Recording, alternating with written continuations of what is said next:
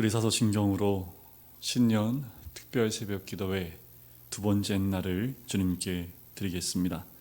전능하사 천지를 만드신 하나님 아버지를 내가 믿사오며 그 외아들 우리 주 예수 그리스도를 믿사오니 이는 성령으로 잉태하사 동정녀 마리아에게 나시고 본디오 빌라도에게 고난을 받으사 십자가에 못 박혀 죽으시고 장사한 지 사흘 만에 죽은 자 가운데서 다시 살아나시며 하늘에 오르사 전능하신 하나님 우편에 앉아 계시다가 저리로서 산자와 죽은 자를 심판하러 오시리라. 성령을 믿사오며 거룩한 공예와 성도가 서로 교통하는 것과 죄를 사하여 주시는 것과 몸이 다시 사는 것과 영원히 사는 것을 믿사옵나이다. 아멘. 우리 시간에 같이 찬양 드리시겠습니다.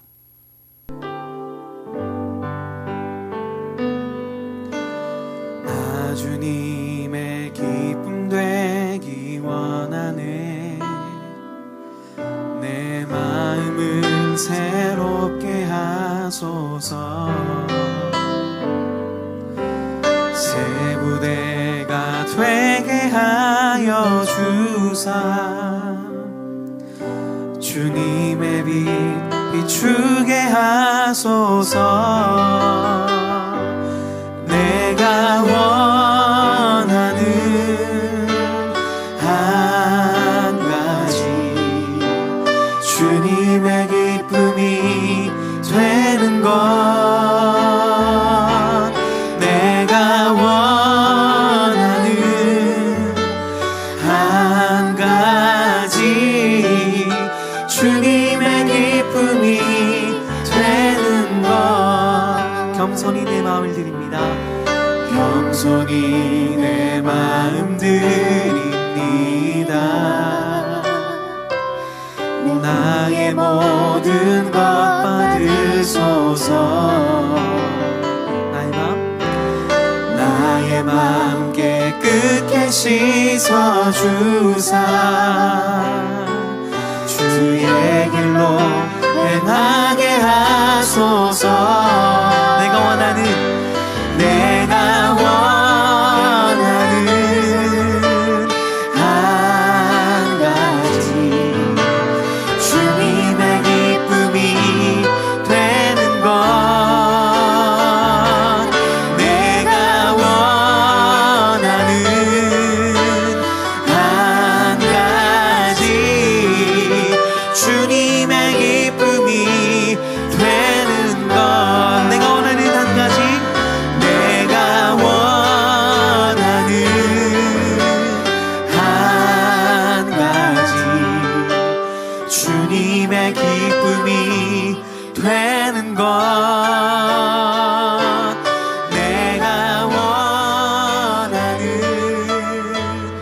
한 가지 주님의 기쁨이 되는 것.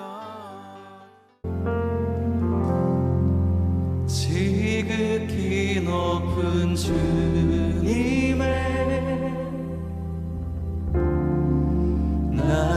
지성소로 들어갑니다. 세상의 신을 벗고서 주 보좌 앞에 엎드리 내 주를 향한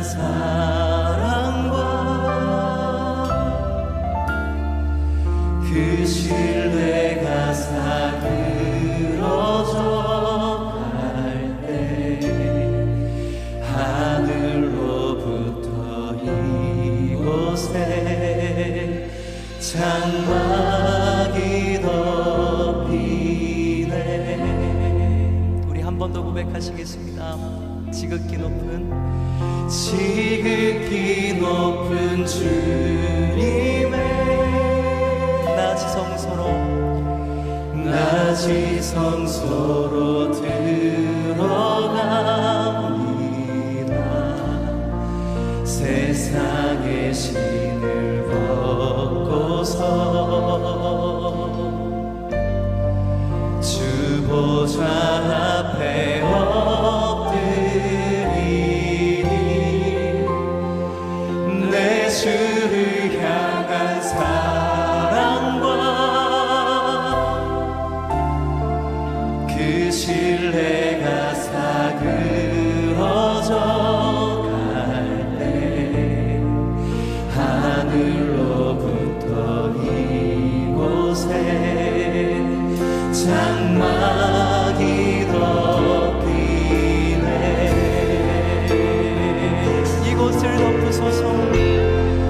이곳을 덮으소서. 이곳을 비추소서. 내 안에 무너졌던 모든 소망 다 회복하리니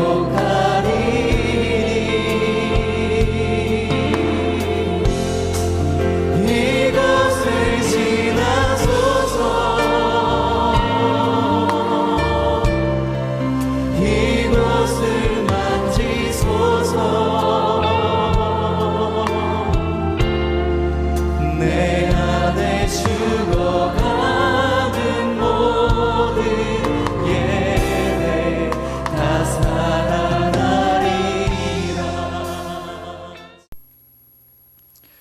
오늘 함께 나눌 말씀은 요한복음 8장 12절, 9장 4절과 5절 말씀입니다. 제가 말씀을 봉독해 드리겠습니다. 나는 세상의 빛이니 나를 따르는 자는 어둠에 다니지 아니하고 생명의 빛을 얻으리라. 9장 4절 5절 말씀입니다.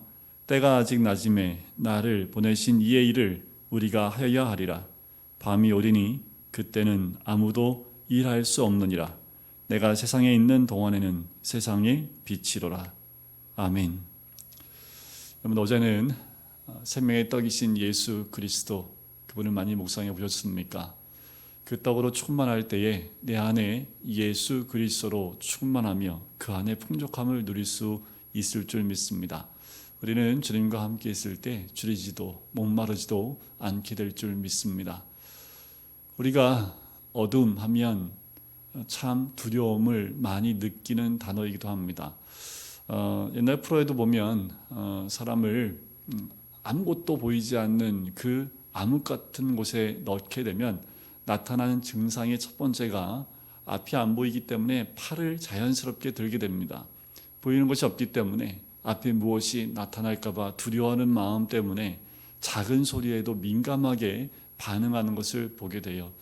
사람이란 빛이 없을 때 그 어둠과 흑암 가운데 공포를 느끼는 것이 모든 사람들의 모습이기도 합니다. 그런데 성경에 보면 하나님이 천지를 창조하실 때의 모습이 바로 흑암 가운데 있었고, 그리고 하나님이 제일 먼저 창조하신 것이 빛이었음을 우리는 알게 됩니다. 성경에서 빛은 하나님을 뜻합니다. 어두움은 죄와 사탄을 의미하지요. 죄인을 얘기할 때 어둠의 일을 행한다라고 하지만 하나님 백성들은 빛의 자녀들처럼 살아야 한다라고 표현을 합니다. 예수님은 지옥을 일컬어 바깥 어두운데 라고 하셨지만 요한계시록 21장에 보면 천국에는 밤이 없다라고 기록되어져 있지요. 믿지 않는 자들은 어둠 속에서 길을 잃은 자들이지만 믿는 자들은 어둠에서 나와 그의 기이한 빛에 들어온 자들인 줄 믿습니다. 21년도 올 한 해 여러분들 어떠십니까? 세상은 어둡다고 얘기하고 많은 전문가들은 보이지 않는 어둠처럼 이 한 해가 많이 힘들 것이다 라고 전망을 합니다. 그 가운데 여러 가지 희망적인 소식을 들을 때마다 그것이 한 줄기 빛처럼 느껴지는 것, 그것이 우리들의 모습이지요.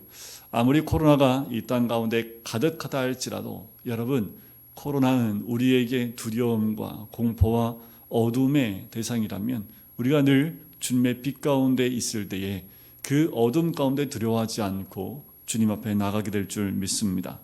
21년도 우리가 두 번째, 우리 예수님은 세상의 빛이신 줄 믿습니다. 세상의 빛일 뿐만 아니라 우리 한 사람 한 사람의 앞을 밝히시는 빛 되신 주님인 줄 믿습니다. 신약에서 이 빛을 제일 먼저 소개한 사람이 세례 요한이지요. 그는 요한복음 1장 7절에 그가 증언하러 왔으니 곧 빛에 대하여 증언하고 모든 사람이 자기로 말미암아 믿게 하려 함이었다라고 얘기합니다. 예수님은 이 땅에 빛으로 오셔서요, 영적 어둠을 걷어내시기 위해서 십자가의 어둠과 고통을 견디셔야만 했습니다. 빛의 자녀들로 살아가기 위해서 예수님이 나는 세상의 빛이라고 하시면서 나누셨던 그 진리를 우리가 개인적으로 자신의 삶에 적용함을 통해서 참다운 빛이신 예수 그리스도를 따라갈 뿐만 아니라 그 빛을 드러낼 수 있는 참다운 빛의 자녀들이 되어야 될 줄 믿습니다. 특별히 이 코로나 시대에 우리가 이 빛을 드러내지 않는다면 이 땅 가운데 길을 잃고 헤매는 너무나 많은 사람들을 발견하게 될 겁니다. 자, 이 말씀이 나온 배경을 한번 볼 필요가 있어요. 빛에 대해서 말씀하셨던 이 배경은 바로 요한복음 7장부터 9장까지의 배경인데요. 이 배경은 초막절을 배경으로 하고 있습니다. 유대인들은 유대 달력의 7번째 달에 이 초막절이 있습니다. 우리 달력으로는 9월 중순쯤이 되는데요. 이 초막절은 추수에 대한 기쁨의 감사를 드리는 때이기도 하지만 그들의 조상들이 광야에서 방황하면서 임시로 초막을 짓고 살았던 것을 기념하기 위해서 지키는 절기가 이 초막절입니다. 이들은 그 주간에 이른 아침이 되면 제사장들은 실로암 연못에서 물을 길어서요, 노수로 만든 성전 제단 서쪽에 쏟아 붓습니다.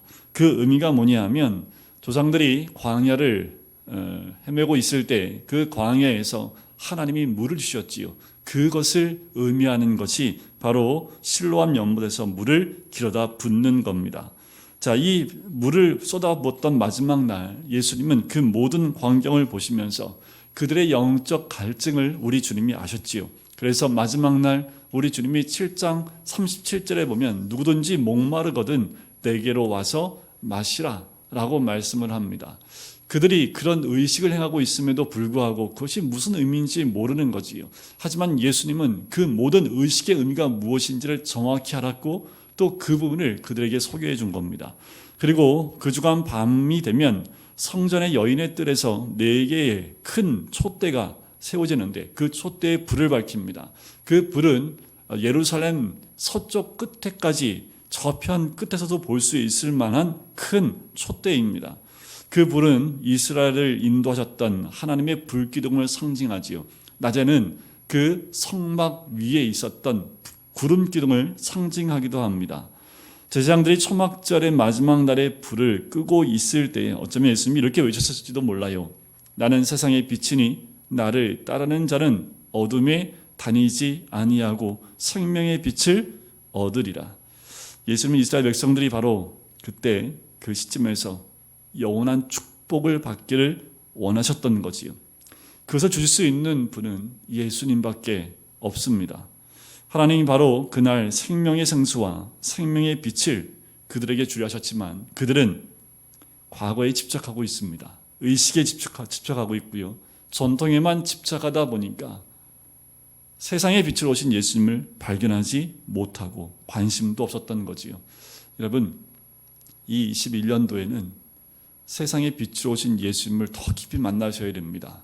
그 빛의 영원한 빛, 그리고 생명의 빛 대신 그 빛을 따라가지 않으면 어둠 가운데 우리는 헤맬 수밖에 없는 거지요.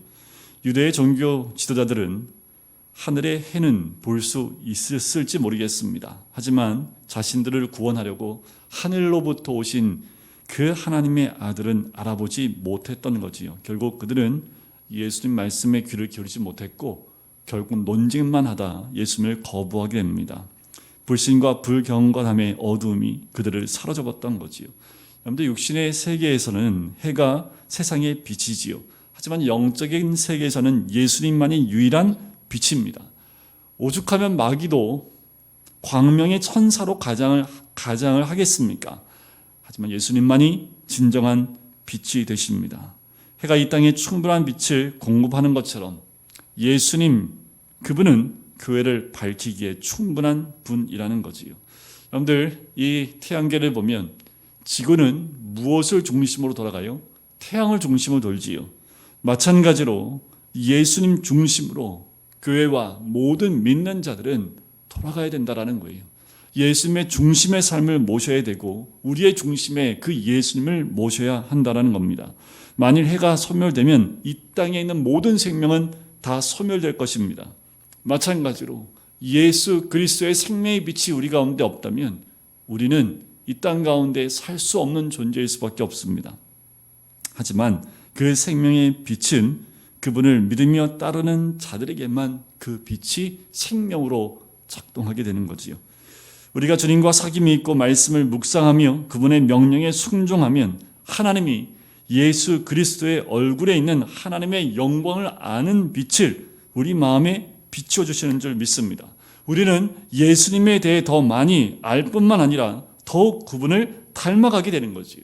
우리의 삶에서 가장 중요한 부분은 바로 날마다 예배드리며 하나님과 보내는 시간입니다. 그 특권을 무시하거나 하찮게 여긴다면 우리가 받는 그 빛이 결국은 이 땅 가운데 우리는 그림자의 어둠이 될 수밖에 없다라는 거지요. 그만큼 빛 가운데 있게끔 하시는 그 예배, 주님 중심의 삶이 되어지는 그 모든 삶들을 우리가 경홀히 여기면 안 된다라는 겁니다. 그런데 이 코로나 시대에 이 부분에서 우리가 그림자처럼 되어져 가고 있지 않은지 우리 스스로를 돌아봐야 되지요.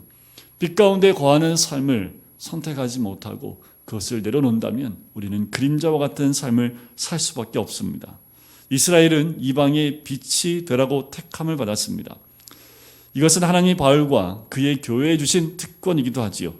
예수님은 유대 종교 지도자들이 매일 밤마다 절기를 기념하는 등불을 밝히는 것을 지켜보셨지만 그 불빛은 한 사람도 변화시키지 못했습니다.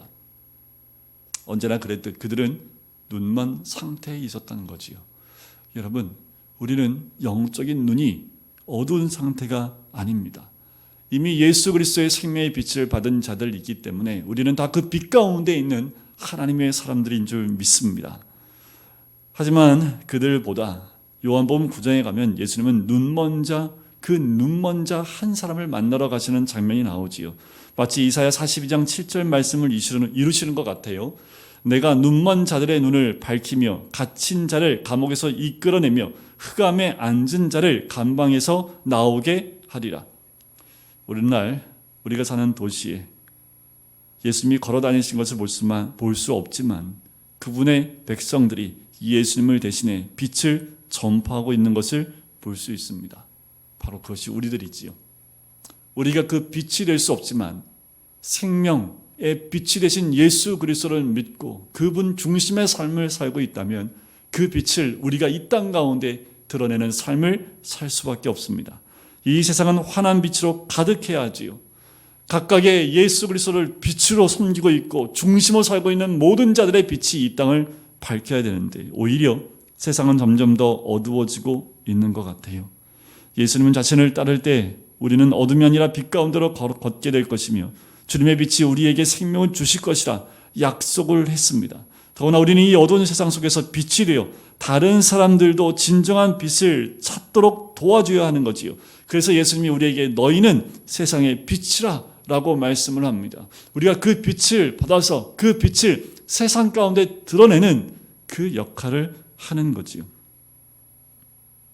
예수님은 군중으로부터 떨어져 나오셨지요. 그리고 홀로 있는 그리고 주님께 도움을 구하는 한 사람을 만납니다. 그것이 바로 육신의 눈이 먼 사람이었지요. 우리 주님은 당신을 거절했던 종교 리더자들을 떠나서 당신에게 순종하고 마침내 경배를 드렸던 한 불쌍한 사람을 돌보아 주셨습니다. 예수님이 눈먼 거린을 고쳐주신 방법은 우리가 빛의 자녀로서 어떻게 하면 하나님의 사랑을 다른 사람들과 나누며 영적으로 눈먼 사람들의 눈을 뜨게 하는데 사용될 수 있는지를 명확하게 이야기하시지요. 우리 주님은 그의 눈에 진흙을 바르십니다. 그리고 실로암에 가서 그 눈을 씻으라 말씀하시지요. 단지 손만 대심으로 또 침을 통해서 눈을 고칠 수 있음에도 불구하고 실로암 못에 가게 하시지요. 그것은 무엇을 의미합니까? 순종할 수 있도록 도와주는 역할이지요. 또 실로함은 보냄을 받았다라는 그 말씀이기도 합니다. 그는 아버지로부터 보냄을 받으신 메시아를 가리켜 이 말씀을 통하여 이 사도 요한은 우리에게 예수 그리스도의 모습을 보여주고 있는 거지요. 예수님이 세상에서 개인으로 관심을 옮기신 것을 우리는 깨달아야 합니다. 여러분들 각 나라마다 빛의 역할을 감당했던 많은 선교사님들이 있습니다. 허드슨 테일러는 중국의 빛으로 하나님이 사용하셨지요. 한국 땅에는 수없이 많은 빛으로 이 땅을 밝혔던 많은 선교사님들이 있습니다. 이와 마찬가지로 여러분, 우리가 있는 그곳에 우리는 빛의 역할을 감당해야 합니다. 우리가 있는 그 자리에서 2021년도에는 내가 세상의 빛이라 말씀하셨던 것처럼 우리 스스로가 그 빛을 받아서 있는 자리에 그 빛을 드러낼 수 있는 하나님의 사람이 되어야 될 줄 믿습니다. 우리의 관점, 그것은 성품과 행동을 결정하지요. 성품과 행동은 삶의 결과를 결정하게 되는 거예요. 우리의 관점이 어디 있어야 합니까? 주께 있어야 합니다. 그 빛 가운데 있어야 합니다. 예수를 따라가야 됨을 의미합니다. 여러분, 올 한 해 그 빛을 따라가는 주의 백성, 아니 그 빛을 드러낼 수 있는 하나님의 사람이 되시길 주의 이름으로 간절히 축원합니다. 그래서 우리 모든 성도님들이 있는 그 모든 자리가, 모든 사람들이 예수 그리스도의 빛을 만나고 발견할 수 있는 세상의 빛으로 쓰임받을 수 있는 우리 모든 성도님들 되시기를 주님의 이름으로 간절히 축원드립니다. 기도하겠습니다. 사랑의 주님, 감사합니다.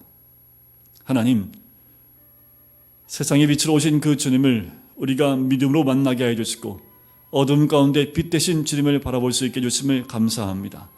길을 잃고 헤매는 자가 아니라 이 한 해 동안 그 세상의 빛으로 오신 그 주님과 동행하며 이제 우리가 그 빛을 드러낼 수 있는 우리가 될 수 있기를 간절히 소원하오니, 너희는 세상의 빛이라 말씀하셨던 것처럼 이 땅 가운데 참다운 어두움을 밝히는 빛으로 쓰임받을 수 있는 우리 한 사람 한 사람 될 수 있도록 인도하여 주시옵소서. 그 이전에 우리가 먼저 생명의 빛 되신 예수 그리스도를 우리 삶의 중심에 모시고 그 중심 가운데 서 있는 우리가 될 수 있도록 축복하여 주시옵소서. 감사드리며 예수 그리스도의 이름으로 기도드립니다. 아멘. 우리 시간에 같이 기도하실까요? 하나님, 2021년도 힘들고 어렵다 하지만 우리의 빛 되신 그 주님을 우리 중심에 모시고 예배와 기도와 말씀 중심의 삶에서 흔들리지 아니하고 오직 빛 가운데 거하는 자들, 그래서 더 나아가서 우리가 있는 자리에서 그 빛을 세상 가운데 드러낼 수 있는 주의 백성 될 수 있도록 인도해 달라고, 우리의 가정을 밝히며 교회를 밝히며 또한 내가 만나는 모든 자들에게 예수 그리스도의 빛을 드러낼 수 있도록, 더 나아가서 이 나라 민족을 위해서 기도할 때 하나님, 이 땅에 수없이 많은 교회들이 그 빛의 역할을 감당하여 이 땅에 있는 모든 교회들이 이 땅을 밝히기에 부족함이 없는 교회들이 될 수 있도록, 우리 시간에 더한 기도할 때 이 땅에 있는 수많은 교회들이 그 빛의 역할을 감당하기 위하여 우리 중보하며 함께 기도하겠습니다. 기도하시겠습니다. 사랑드리니 감사합니다.